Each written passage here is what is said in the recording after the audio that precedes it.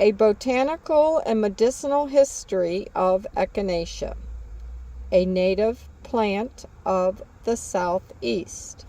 This is written by Chaz Jordan and printed in the Athens Science Observer, December 10th, 2021. In Native American culture, the purple coneflower was used to treat poisonous bites and stings, toothaches, reduce inflammation, sore throats, colds, and so much more.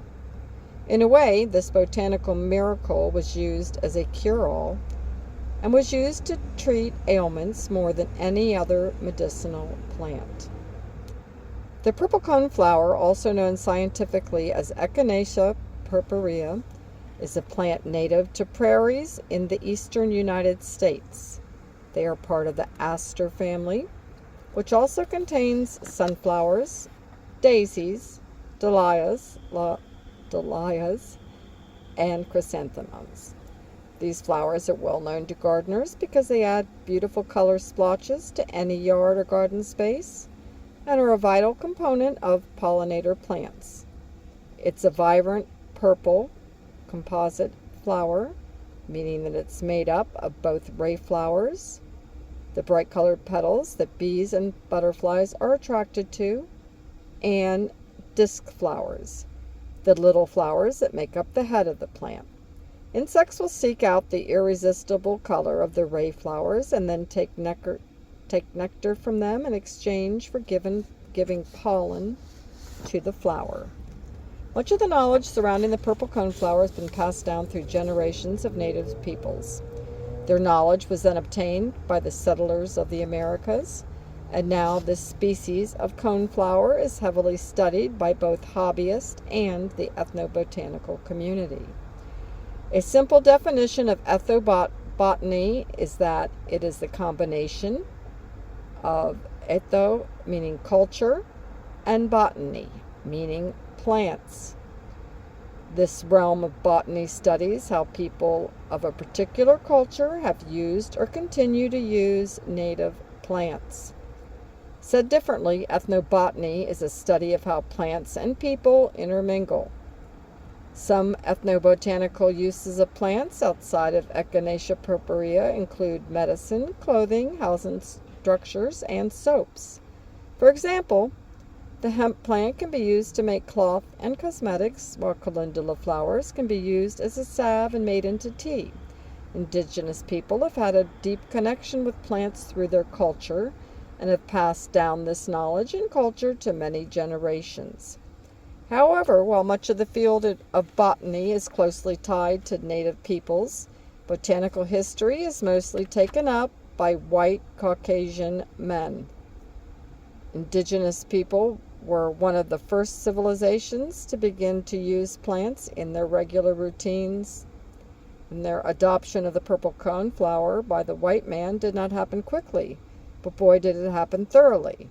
Moving up the time frame to when Echinacea was beginning to be built into modern medicine, it was first adopted as a way to increase patent medicine sales and labeled as Meyer's blood purifier. Throughout history, there were increased hesitancy of medicine and medicinal practices when they originated from native peoples and peoples of African descent. Through history, it has been the case that when medicinal substances were patented and sold by people of Caucasian descent, these substances were more eagerly consumed.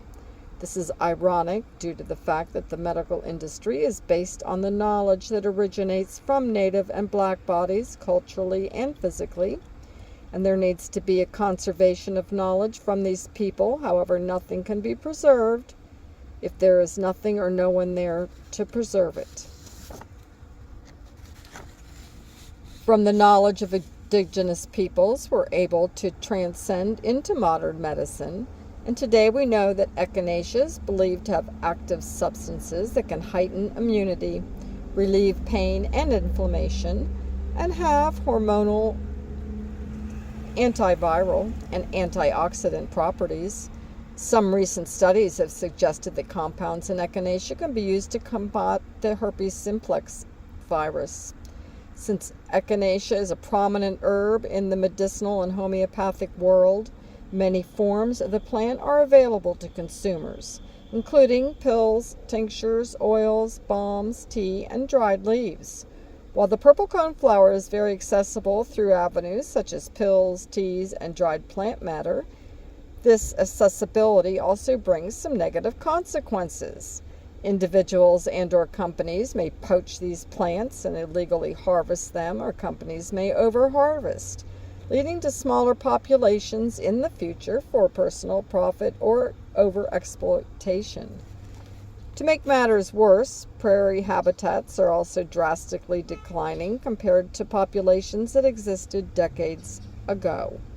Prairies are actually one of the most endangered plant ecosystems, making the prevalence of Echinacea falter as well.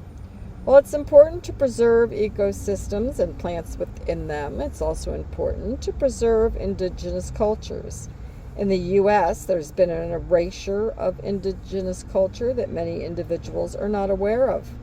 Native peoples have built and maintained the botany and forestry of the United States and continued to be the origin story of the land that we're currently walking on. Echinacea purpurea, the purple coneflower, was and is a staple in their sphere, similar to how it is in ours today. They had cultivated this plant, learned its medicinal properties, and implemented its use, leading to the knowledge we know and use today. When you look around your area, please remember to take a second to understand there's a story behind each native plant that is tied to indigenous knowledge. It's also important that when you continue to wander and botanize around your area, learn and appreciate whose land you're actually on. Native peoples did not give up their culture and ethnobotanical knowledge because they wanted to, but because uninformed and hostility-minded individuals took it from them. While coneflowers are present today due to conservation initiatives, the knowledge surrounding the purple coneflower, Echinacea purpurea, is only with us today because of the conservation of indigenous culture.